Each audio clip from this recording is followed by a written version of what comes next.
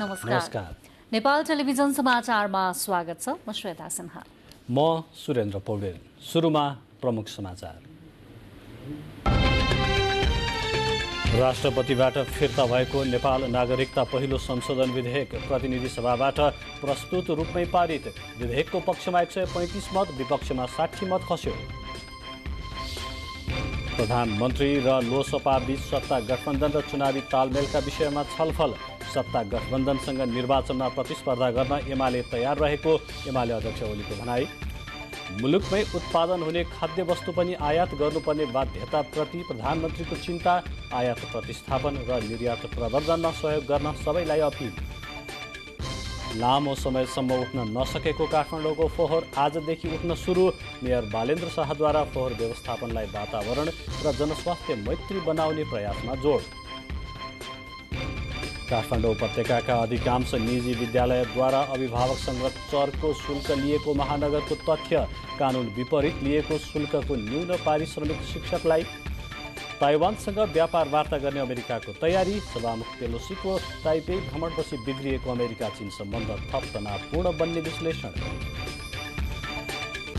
र एन्फा विवादको अझै लागेन टुङ्गो। मैदानमा मात्र केन्द्रित हुन राष्ट्रिय फुटबल टोलीका कार्यवाहक प्रशिक्षक हुमा गाईको आग्रह।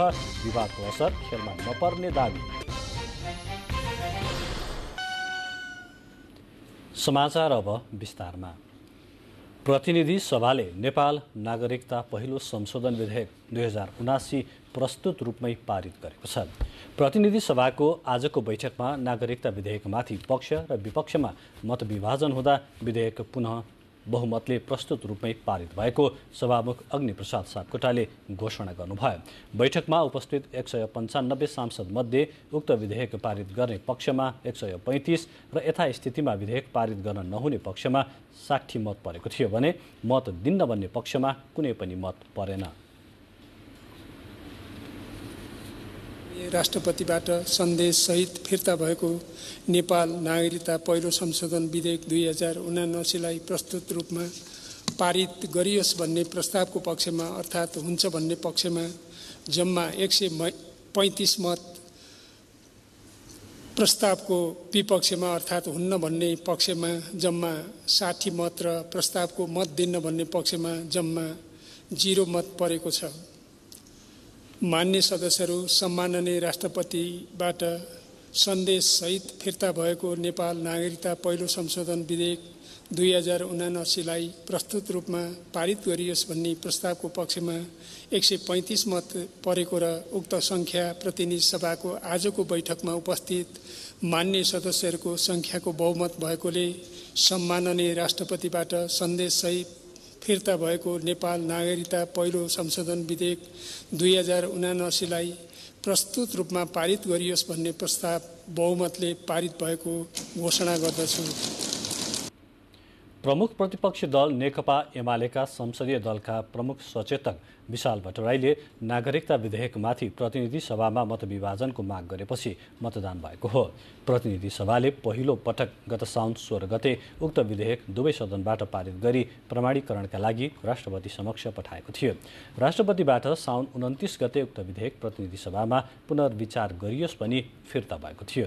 आज उक्त विधेयकमाथि छलफल भई पुनः बहुमतले पारित भएको हो। प्रतिनिधि सभाबाट पारित भएको विधेयक अब राष्ट्रिय सभामा पठाइनेछ। राष्ट्रिय सभाबाट पारित भएपछि विधेयक प्रमाणीकरणका लागि पुनः राष्ट्रपति समक्ष पठाइनेछ। राष्ट्रपतिबाट प्रमाणीकरण भएपछि विधेयक ऐन बन्ने प्रावधान छ। यसअघि नागरिकताको संशोधन विधेयकमाथि प्रतिनिधि सभामा 6 घण्टाभन्दा बढी समयसम्म चलेको छलफलमा सांसदहरूले नागरिकता विधेयक जस्तो संवेदनशील विषयमा राजनीतिक दलबीच राष्ट्रिय सहमति हुनुपर्ने आवश्यकता रहेको बताउनु भएको थियो। राष्ट्रपतिले सन्देशसहित फिर्ता गर्नुभएको नागरिकता संशोधन विधेयकलाई प्रतिनिधि सभाले प्रस्तुत रूपमै पुनः पारित गरेपछि विभिन्न राजनीतिक दलका नेताहरूले फरक धारणा व्यक्त गर्नुभएको छ। जनता समाजवादी पार्टी जसपाका अध्यक्ष उपेन्द्र यादवले राष्ट्रपतिले नागरिकता विधेयक फिर्ता पठाउनु गल्ती भएको कुरा संसदले साबित गरेको बताउनुभयो। विधेयक पुनः पारित भएपछि नेपाली नागरिकलाई नागरिकता विहीन बनाएर राख्नुहुन्न भन्ने सन्देश गएको उहाँको भनाइ छ। राष्ट्रपतिले जुन सन्देशसहित फिर्ता पठाए त्यो पठाउनु हुँदैन थियो भन्ने कुरा आजको संसदले साबित गरेको छ र नागरिकताविहीन नेपाली नागरिकलाई बनाएर राख्नुहुन्न भन्ने माग। प्रमुख प्रतिपक्षी दल नेकपा एमालेका नेता खगराज अधिकारीले संसदीय मूल्य मान्यता विपरीत नागरिकता विधेयक पारित गरिएको बताउनुभयो। नागरिकता विधेयक बहुमतले पारित गरेर सत्तारूढ दलका नेताहरू पनि खुसी नरहेको उहाँको भनाइ छ। यस्ता विषयहरूमा व्यापक छलफल नगरिकन जुन बहुमतमा छ भन्ने बलमा यो गरेको छ, भोलि उहाँहरूलाई नै पश्चाताप हुन्छ। राष्ट्रिय जनमोर्चाका सांसद दुर्गा पौडेलले राष्ट्रपतिले पुनर्विचारका लागि पठाएको विधेयकलाई जस्ताको तस्तै पारित हुनु उचित नभएको बताउनुभयो। यो नागरिकता विधेयक जसरी आएको छ जन्मको आधारमा र वैवाहिक अङ्गीकृत नागरिकतालाई नागरिकता विभागकै आधारलाई प्रमुख मानेर दिने त्यो खतरनाक छ र हाम्रो जस्तो मुलुकमा त्यस्तो विधेयकहरू पास गरिनु हुँदैन भनेर हामीले यसको खारेज पनि माग गरेका छौँ। नागरिकता विधेयक पारितको प्रसङ्गपछि अब गठबन्धनको प्रसङ्ग।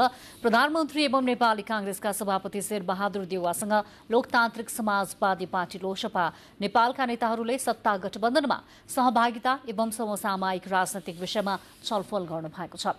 प्रधानमन्त्री निवास बालुवाटारमा भएको भेटवार्तामा उहाँहरूबीच सत्ता गठबन्धनमा सहभागिता, आगामी निर्वाचनमा चुनावी तालमेल लगायतका समसामयिक राजनैतिक विषयमा कुराकानी भएको लोसपाका नेताले जानकारी दिनुभएको छ। लोसपाका नेताका अनुसार सत्ता साझेदारीता, चुनावी तालमेलका विषयमा प्रधानमन्त्रीसँग सकारात्मक कुराकानी भएको भन्दै गठबन्धनले निर्णय गरेको खण्डमा सहकार्य गरेर अघि बढ्ने पनि बताउनुभयो। प्रधानमन्त्रीसँगको छलफलमा लोसपाका अध्यक्ष महन्त ठाकुर, वरिष्ठ नेता राजेन्द्र महतो, शरद सिंह भण्डारी, अनिल कुमार झा लगायतका नेताहरू सहभागी हुनुभएको थियो। नेकपा एमालेका अध्यक्ष केपी शर्मा ओलीले सत्ता गठबन्धनसँग आगामी निर्वाचनमा प्रतिस्पर्धा गर्न एमाले तयार रहेको बताउनु भएको छ। गृह जिल्ला झापाको कचनकवल स्थित बनियानीमा आयोजित पार्टी कार्यक्रमलाई सम्बोधन गर्दै उहाँले गठबन्धनको सामना गर्न एमाले तयार रहेको बताउनु भएको हो। उहाँले एमाले कार्यकर्तालाई उच्च मनोबल र जितको मानसिकता बोकेर चुनावी अभियानमा लाग्न निर्देशन समेत दिनुभयो। 3 दिन झापामै रहने अध्यक्ष ओली झापाका पार्टी कार्यक्रममा व्यस्त रहनुहुने बताइएको छ। नागरिकताका समस्याका चिन्ता नगर्नुहोस्। नेपाली नागरिक प्राप्त गर्नुपर्ने संविधानले अधिकार दिएका तमाम दाजुभाइ दिदीबहिनीहरू सबै नेपालीहरूले नेपालको नागरिकता प्राप्त गर्छन्।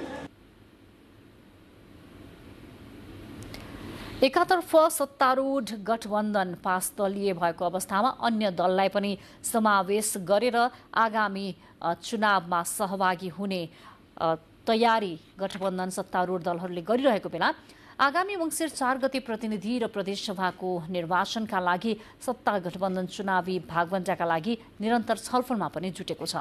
तर पनि सिट बाँडफाँडको मोडालिटीका विषयमा ठोस सहमति भने हुन सकेको छैन। 2074 सालको प्रतिनिधि र प्रदेशसभा निर्वाचनमा भिन्दै चुनावी प्रतिस्पर्धामा उत्रेका सत्तारूढ दलहरू यही मङ्सिर 4 गते हुने संघीय निर्वाचनमा गठबन्धन बनाएर चुनावी मैदानमा उत्रने सहमति गरिसकेका छन्। सहमति गरे पनि चुनावी भागबण्डा अर्थात् सिट बाँडफाँडको मोडालिटी के हुने भन्ने विषयमा भने अझै सहमति हुन सकेको छैन। सिट बाँडफाँडका लागि सत्तारूढ दलहरूले 11 सदस्यीय कार्यदल समेत गठन गरेका छन्। कार्यदलको बैठकबाट पनि सिट बाँडफाँडको विषयमा सहमति जुट्न सकेको छैन। पछिल्लो समय शीर्ष तह होस् या कार्यदलमा सिट बाँडफाँडका लागि विभिन्न मोडालिटीमा छलफल भइरहेको नेताहरूले जनाएका छन्। 2074 को निर्वाचनको प्रत्यक्षतर्फ जितेको सिट संख्या कायम राख्दै बाँकी सिटहरू अनुपातमा बाँड्ने समानुपातिक पद्धतितर्फ पाएको मत, हाल सम्पन्न स्थानीय तहको चुनावको परिणाम र आफ्नो पार्टीको संवेदनशीलताका आधारमा सिट बाँडफाँड गर्ने भन्ने विकल्पमा छलफल भइरहेको छ। गठबन्धनमा कांग्रेस बाहेकका दलहरूले 2074 को निर्वाचनको प्रत्यक्षतर्फ जितेको सिट संख्या कायम राख्दै बाँकी सिटहरू अनुपातमा बाँड्नुपर्ने अडानमा छन्। यो विकल्पमा कांग्रेसले असहमति जनाइरहेको छ। कांग्रेसले पनि हालै सम्पन्न स्थानीय तहको निर्वाचनको मत परिणामका आधारमा सिट बाँडफाँड हुनुपर्ने प्रस्ताव अघि सारेको छ। कांग्रेसले सारेको यो प्रस्तावमा गठबन्धनका अन्य दलहरूले असहमति जनाइरहेका छन्। नेकपा एकीकृत समाजवादी पार्टीका वरिष्ठ नेता झलनाथ खनालका अनुसार गठबन्धनको शीर्ष तहको बैठकमा काङ्ग्रेसले 100 सिट र नेकपा माओवादी केन्द्रले 60 सिटको दाबी गरेको छ। अहिले 165 सिटमा हुने निर्वाचनमा गठबन्धनका ठूला दुई दल काङ्ग्रेस र माओवादी केन्द्रले धेरै सिटको दाबीले पनि प्रतिनिधि र प्रदेश सभा निर्वाचनमा सिट बाँडफाँडको मोडालिटी तयार गर्न सत्ता गठबन्धनलाई चुनौती बनेको हो। 2074 को प्रतिनिधि सभा चुनावी परिणाम अनुसार नेपाली काङ्ग्रेस 23, माओवादी केन्द्र 37, जनता समाजवादी पार्टी 10, राष्ट्रिय जनमोर्चाले 1 सिट प्रत्यक्षतर्फ जितेका थिए। नेकपा एमालेबाट विभाजन भएको नेकपा एकीकृत समाजवादीतर्फ खुलेका सांसदको संख्या 13 छ। समाचारहरू बाँकी नै छन्, एकैछिन विश्राम।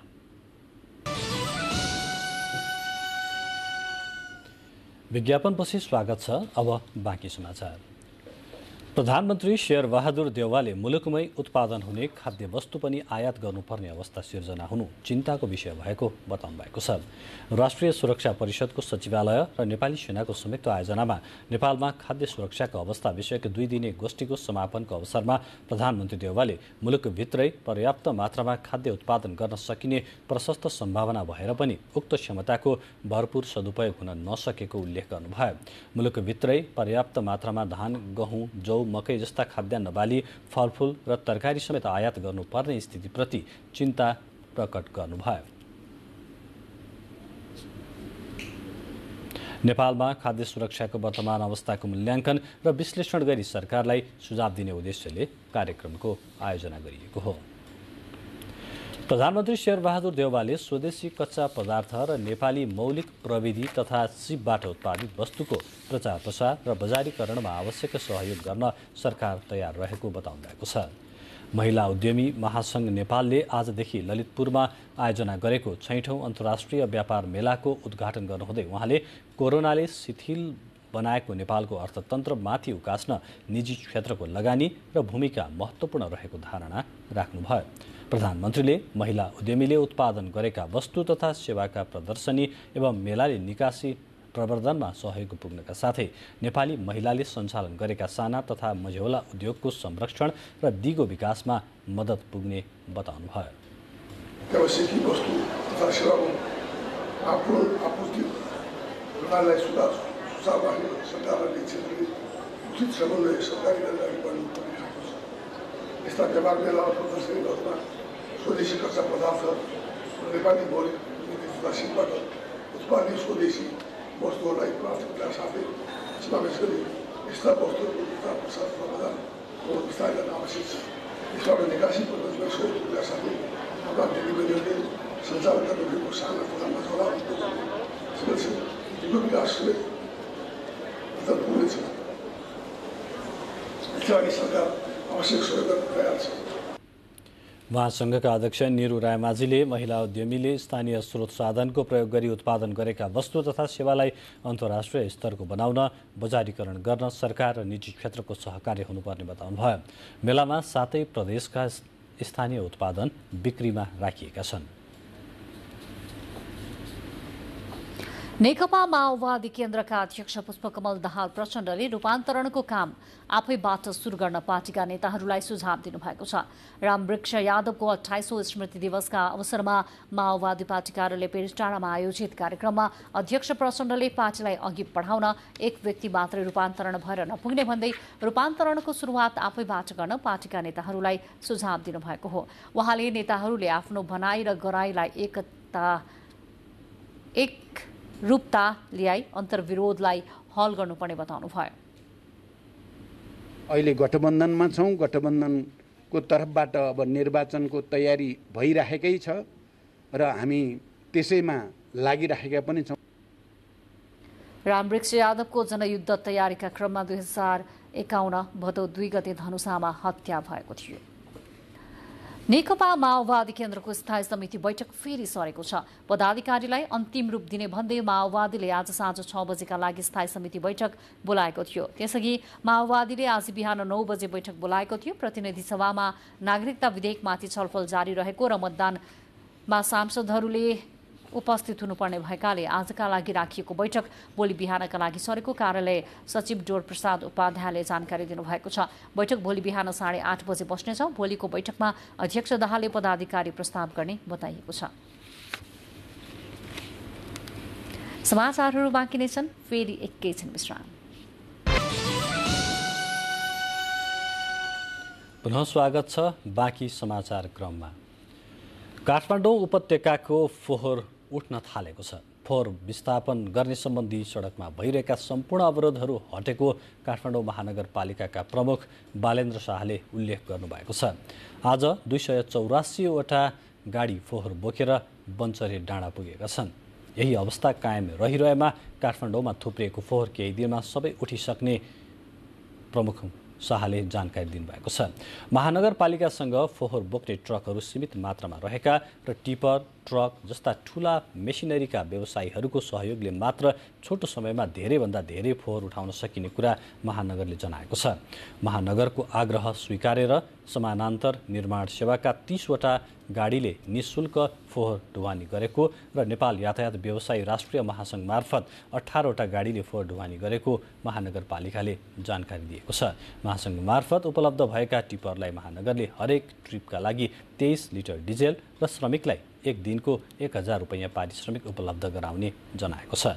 महानगर प्रमुख बालेन्द्र शाहले फोहोर व्यवस्थापनलाई वातावरण र जनस्वास्थ्य मैत्री बनाउने प्रयासमा आफू लागिरहेको जानकारी दिनुभएको छ। फोहोर ढुवानीमा नेपाल टिपर तथा ट्रक व्यवसायी समिति, गाडी चालक र चालक सहयोगीहरू समेतको सहयोग प्राप्त भएको महानगरले जनाएको छ। देशभर पछिल्लो 24 घण्टामा 542 जनामा कोरोना भाइरसको संक्रमण पुष्टि भएको छ। स्वास्थ्य तथा जनसङ्ख्या मन्त्रालयका अनुसार पछिल्लो 24 घण्टामा 4930 जनाको परीक्षण गर्दा उक्त संख्यामा संक्रमण पुष्टि भएको हो। पछिल्लो समय थप 421 जना संक्रमण मुक्त भएका छन्। पछिल्लो 24 घण्टामा कोरोना संक्रमण भएर कसैको पनि मृत्यु नभएको मन्त्रालयले जनाएको छ। हाल देशभर सक्रिय संक्रमितको संख्या 5265 पुगेको छ। तीमध्ये होम आइसोलेसनमा 5067, संस्थागत आइसोलेसनमा 198, आइसियुमा 54 र भेन्टिलेटरमा 7 जनाले उपचार गराइरहेका छन्। संस्थागत विद्यालय सञ्चालन गर्दा विद्यार्थीबाट लिएको शुल्कको 60% शिक्षक र कर्मचारीको लागि खर्च गर्नुपर्छ भने बाँकी 40% मात्र अन्य शीर्षकमा खर्च गर्न मिल्ने व्यवस्था छ।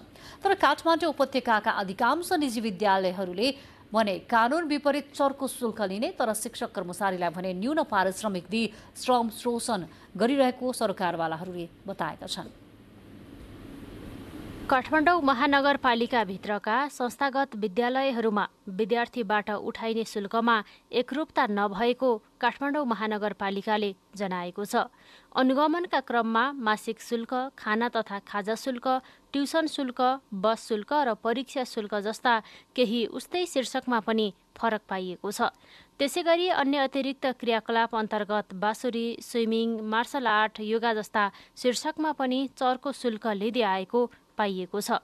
विद्यालय स्तरमा के राख्ने के नराख्ने भन्ने स्पष्ट कानुनी व्यवस्था भइ नसकेकोले पनि शुल्कमा एकरूपता हुन नसकेको यस क्षेत्रका जानकारहरू बताउँछन्। हामीले अहिले जस्तै विद्यालयहरूले एउटा ट्युसन फी चाहिँ हामीले तोकेकै भरमा छ हैन, तर अन्य क्रियाकलाप चाहिँ विद्यालय हरेक विद्यालयको एउटै छैन क्या। कसैमा घोडा चढी उहाँ राखिदिनु भएको छ, उहाँले छुट्टी लिएकै छ। कुनै विद्यालयमा मार्शल आर्ट भन्ने राख्नु भएको छ, उहाँले छुट्टै पैसा लिइरहनु भएको छ। विद्यालयले उहाँहरूको जस्तै अब हजुर एलआरएममा हेर्नुहुन्छ भने त्यहाँ चाहिँ संसद पार्लियामेन्ट, स्टुडेन्ट पार्लियामेन्ट गराउने, अरू अतिरिक्त क्रियाकलाप प्र्याक्टिकल वर्क यो गराउने भनेर विद्यार्थीहरूलाई शिक्षाको गुणस्तर शिक्षामा बढाउने हिसाबले नै उहाँहरूले लगानी गरेर त्यो ज्ञान दिइरहनु भएको छ। विद्यालय शिक्षाको एउटा सरोकारको पक्षका रूपमा रहँदै आएको अभिभावक महासंघले भने निजी विद्यालयहरूले शिक्षाको नाममा व्यापार गरिरहेको बताएको छ। कम्पनी रजिस्ट्रार कार्यालयमा दर्ता गरेर नाफाकै लागि विद्यालय खोलेकोले शिक्षा नियमावली विपरीत स्टेसनरी खर्च र ऐच्छिक विषयलाई पनि अनिवार्य विषयकै रूपमा लिई शुल्क असुलेको आरोप लाग्दै आएको छ। शिक्षा वस्तु भयो, व्यापार भयो, शिक्षा सेवा हुनुपर्छ। एउटा स्कुल चलाउन शिक्षकलाई खोलेको टाई, मोजा, बेल्ट, ब्याज तपाईँको त्यस पछाडि गएर जुत्ता मोजा किताब कापी सबै बेच्ने स्कुलले भइरहेछ नि त त्यो गर्नु राम्रो हो। संस्थागत विद्यालय शुल्क निर्धारण मापदण्ड निर्देशिका अनुसार विद्यार्थीबाट लिएको शुल्कको 60% शिक्षक तथा कर्मचारीको तलब भत्तामा खर्च गर्नुपर्छ। तर संस्थागत विद्यालयहरूले भने शिक्षक कर्मचारीलाई थोरै पारिश्रमिक दिने र आम्दानीको ठूलो हिस्सा संस्थागत विकासमा खर्च गर्ने गरेको पाइएको छ। क्यामेरामा शिव पङ्गेनीको साथमा दुर्गा खड्का, नेपाल टेलिभिजन। प्रतिनिधि सभा र प्रदेशसभा निर्वाचनको अन्तिम मतपरिणाम सार्वजनिक नहुँदासम्म विदाका समयमा पनि निर्वाचन आयोग र अन्तर्गतका कार्यालय खुल्ला रहने भएको छ। आयोगले आज एक प्रेस विज्ञप्ति जारी गरी आगामी मंसिर 4 गते आइतबारका दिन एकै चरणमा सम्पन्न हुने प्रतिनिधि सभा सदस्य तथा प्रदेशसभा सदस्य निर्वाचनको अन्तिम मतपरिणाम सार्वजनिक नहुँदासम्म आयोगको सचिवालय काठमाडौँ, प्रदेश निर्वाचन कार्यालय तथा जिल्ला निर्वाचन कार्यालय सार्वजनिक विदाका दिनमा समेत खुल्ला रहने जानकारी गराएको हो। आयोगका सहसचिव एवं प्रवक्ता शालिग्राम शर्मा पौडेलद्वारा जारी विज्ञप्तिमा प्रतिनिधि सभा सदस्य तथा प्रदेशसभा सदस्य निर्वाचन सञ्चालन तथा व्यवस्थापनका सबै चरण र प्रक्रियाका कार्यहरू नियमित रूपमा सम्पादन गरी निर्धारित मितिमा नै निर्वाचनलाई स्वच्छ, स्वतन्त्र, निष्पक्ष, विश्वसनीय, भयरहित र मितव्ययी रूपमा सम्पन्न गर्न गराउन विदाको समयमा कार्यालय खुल्ला रहने उल्लेख गरिएको छ। बुलेटिनमा प्रमुख समाचार पुनः एकपटक।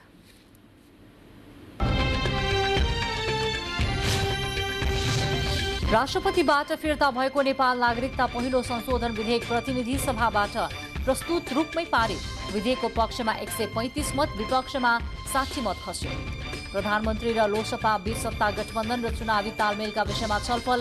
सत्ता गठबन्धनसँग निर्वाचनमा प्रतिस्पर्धा गर्न एमाले तयार रहेको एमाले अध्यक्ष ओलीको भनाई।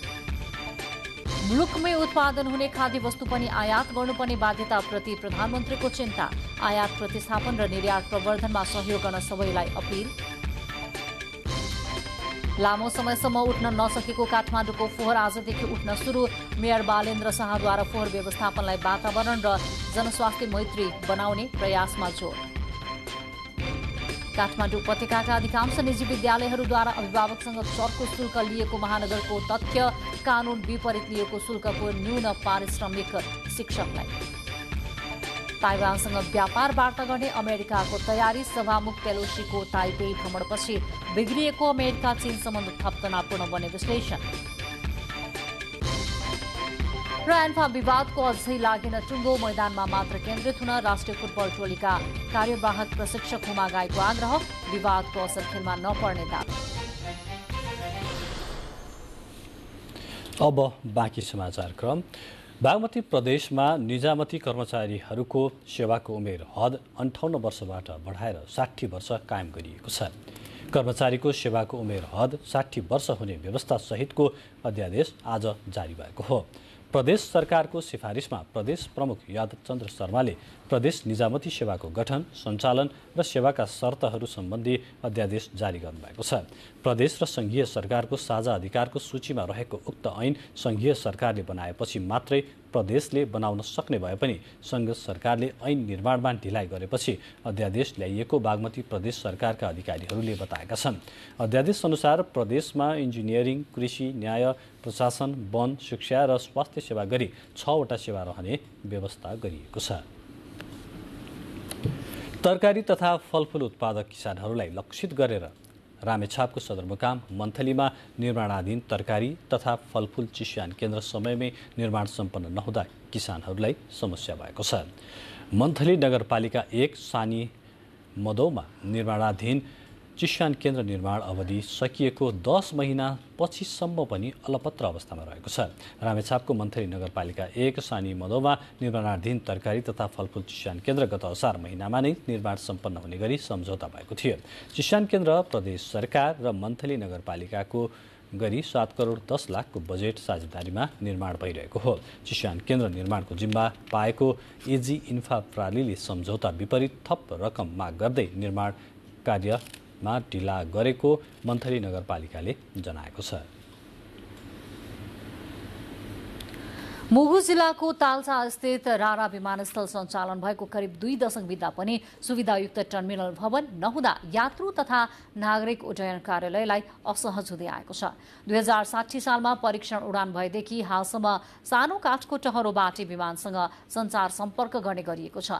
तालसा विमानस्थलमा झरी बादल र हावा चलेको बेला हवाई यात्रुलाई ओत लाग्ने ठाउँ समेत नहुँदा निकै कष्ट बेहोर्नु परेको हवाई यात्रुको गुनासो छ। आधुनिक टर्मिनल भवन निर्माणका लागि नागरिक उड्डयन प्राधिकरणले 2079 वैशाखमा सम्पन्न गर्ने गरी 2076 सालमा 8 करोड 75 लाख रुपियाँमा ओम बुद्ध कन्स्ट्रक्सनसँग ठेक्का सम्झौता गरेको थियो। 2079 वैशाखमा भवन निर्माणको काम सम्पन्न हुन नसकेपछि म्याद मङ्सिरसम्मका लागि थप गरिएको छ। अब अन्तर्राष्ट्रिय समाचार। अमेरिकाले ताइवानसँग व्यापार वार्ता गर्ने भएको छ। अमेरिकी प्रतिनिधि सभाका सभामुख न्यान्सी पेलोसीको विवादास्पद ताइपेई भ्रमणपछि अमेरिका र चीन बीच तनाव बढ़िरहेको बेला अमेरिकाले नयाँ कदम चालेको हो। यसले अमेरिका चीन सम्बन्धमा थप तनावपूर्ण हुने विश्लेषण गरिएको छ। ताइवानको लोकतन्त्रप्रति समर्थन जनाउन सांकेतिक प्रयास स्वरूप वाशिंटनले चीनको स्वशासित क्षेत्र ताइवानसँग विस्तृत व्यापार सन्धिका निम्ति वार्ताको योजना बनाएको बताइएको छ। अमेरिकी व्यापार प्रतिनिधिको कार्यालयले बेइजिङसँगको तनावबारे केही उल्लेख गरेको छैन, तर व्यापार र नियामक सहयोग बढाउन औपचारिक वार्ता हुन लागेको बताएको छ।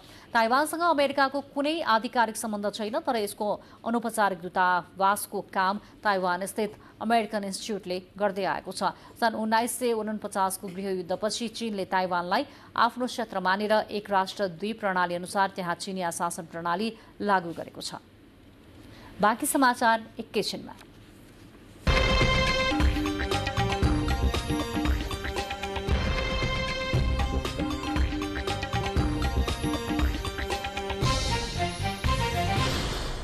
अब आर्थिक समाचार।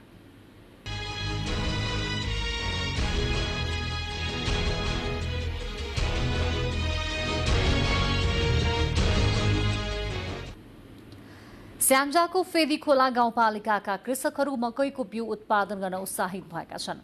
महिलाहरूको समूहले सञ्चालन गरेको कृषक समूहबाट उत्पादित मकै छिमेकी जिल्लामा निर्यात हुन थालेपछि उनीहरू उत्साहित भएका हुन्। गत वर्ष 17 लाख रुपियाँ बराबरको 17 क्विन्टल बिउ स्याङ्जाबाट निर्यात भएको छ।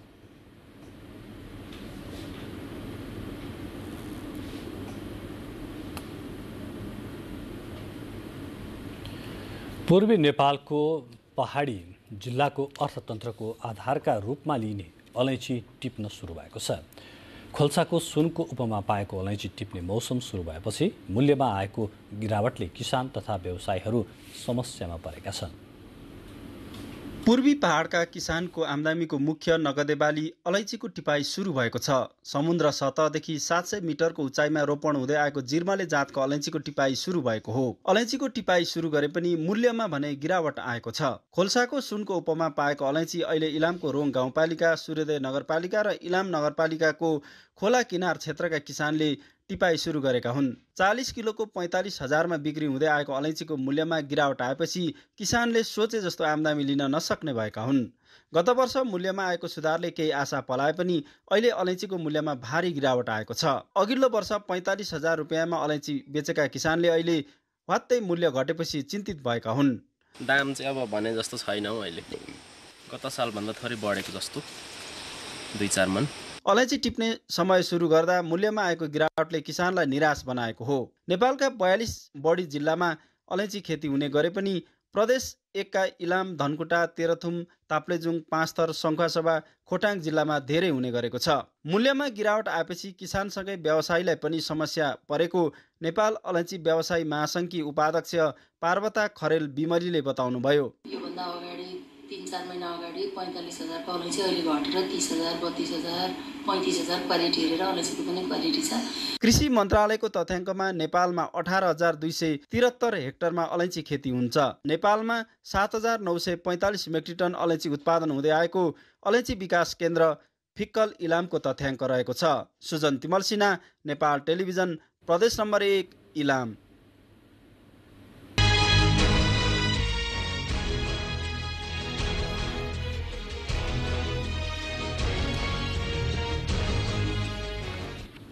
अब खेल समाचार।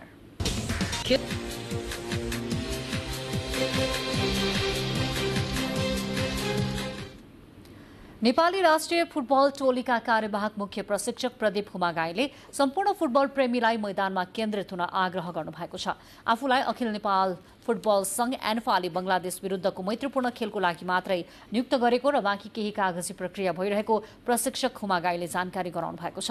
मुख्य प्रशिक्षक अब्दुल्ला अल्मुताइरीको कार्यशैली विरुद्ध 10 खेलाडीले विद्रोह गरेपछि एन्फाले विकल्पको लागि खुमागाईलाई नियुक्त गरेको हो। एन्फाको विवादबारे आफू जानकार रहे पनि खेलाडी र प्रशिक्षक विवाद तथा कार्य समिति विवादबारे केही बोल्न नचाहेको बताउनुभयो। साथै विवादले मैदानमा खेलाडीलाई असर नगर्ने प्रशिक्षकको दावी छ।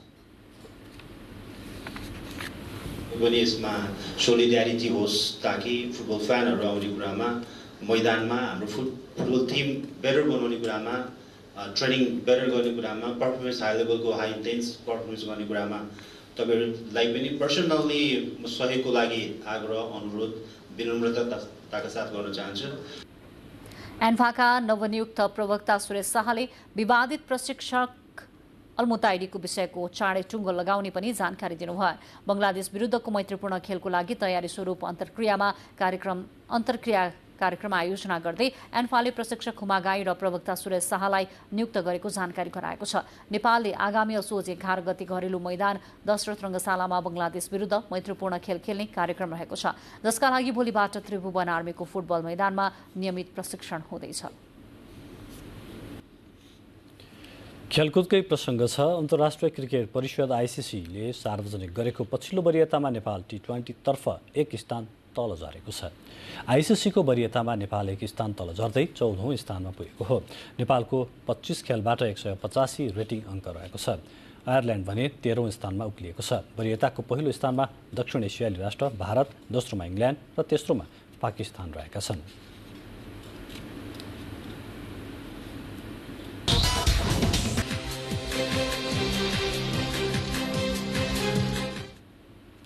खेलकुद समाचारपछि अब मौसम सम्बन्धी जानकारी। देशको पहाडी भूभागमा आज राति आंशिकदेखि सामान्य बदली रही बाँकी भूभागमा आंशिक बदली रहनेछ।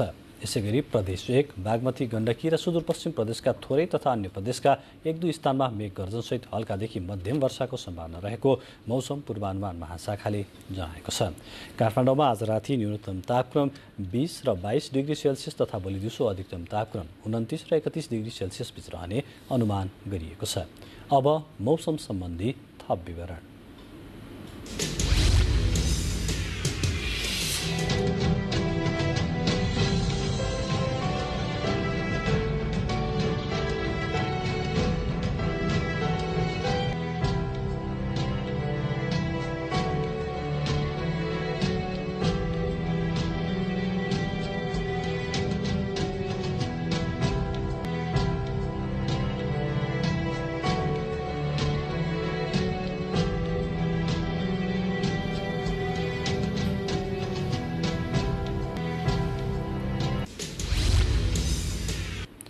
अब अन्त्यमा बुलेटिनका प्रमुख समाचार फेरि एकपटक।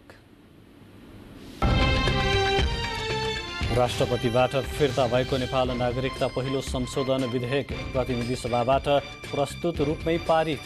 विधेयकको पक्षमा 135 मत, विपक्षमा 60 मत खस्यो। प्रधानमन्त्री र लोकसभा बीच सत्ता गठबन्धन र चुनावी तालमेलका विषयमा छलफल। सत्ता गठबन्धनसँग निर्वाचनमा प्रतिस्पर्धा गर्न तयार रहेको एमाले अध्यक्ष ओलीको भनाई। मुलुकमै उत्पादन हुने खाद्य वस्तु पनि आयात गर्नुपर्ने बाध्यताप्रति प्रधानमन्त्रीको चिन्ता। आयात प्रतिस्थापन र निर्यात प्रवर्धनमा सहयोग गर्न सबैलाई अपिल। लामो समयसम्म उठ्न नसकेको काठमाडौँको फोहोर आजदेखि उठ्न सुरु। मेयर बालेन्द्र शाहद्वारा फोहोर व्यवस्थापनलाई वातावरण र जनस्वास्थ्य मैत्री बनाउने प्रयासमा जोड। काठमाडौँ उपत्यकाका अधिकांश निजी विद्यालयद्वारा अभिभावकसँग चर्को शुल्क लिएको महानगरको तथ्य। कानुन विपरीत लिएको शुल्कको न्यून पारिश्रमिक मात्रै शिक्षकलाई। ताइवानसँग व्यापार वार्ता गर्ने अमेरिकाको तयारी। सभामुखी पेलोसीको ताइपेई भ्रमणपछि बिग्रिएको अमेरिका चीन सम्बन्ध थप तनावपूर्ण बन्ने विश्लेषण। र एन्फा विवादको अझै लागेन टुङ्गो। मैदानमा मात्र केन्द्रित हुन राष्ट्रिय फुटबल टोलीका कार्यवाहक प्रशिक्षक खुमागाईको आग्रह। विवादको असर खेलमा नपर्ने दावी। हवस् त, समाचारको सिलसिला अहिलेलाई यति नै। हामी बिदा चाहन्छौँ। नमस्कार।